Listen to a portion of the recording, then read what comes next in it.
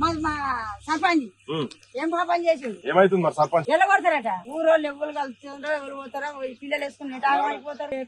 ఇల్లు కూడా కొట్టుకొని పంచుకుంది ఆయనే ఉండే. ఇక ఏం చేస్తారు?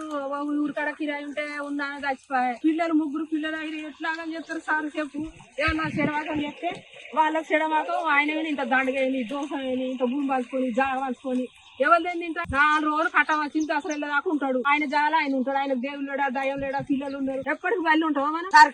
సర్కారు బల్లె ఎప్పటికి ఉంటావా మనం? ఇట్లా చేయాలి. బడి నడిచే బడి అది ఎక్కడన్నా ఉంచుదాం.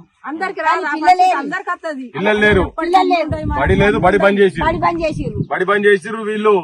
వీళ్ళకి ఏం లేదని వీళ్ళు చాడు ఉంటా అంటే వీళ్ళని కూడా ఉండదని చెప్తాను. ఎందుకమ్మా మరి అంత ప్రజాప్రభుత్వం అని చెప్తాడు ముఖ్యమంత్రి రేవంత్ రెడ్డి అంటేనే. ఎందుకు చేస్తాడు ప్రజలన్న గీళ్ళు అని ఆయన చెప్పాలి. మరి వాళ్ళు మేము అమ్ముకున్న మంచి ఇంత జాగ్రత్త ఇంకో రాజ్యం వెళ్ళిపోతాడు. అడక తింటాడు ఏం పోతాడు. ఎట్లున్నది ఈ పరిస్థితి?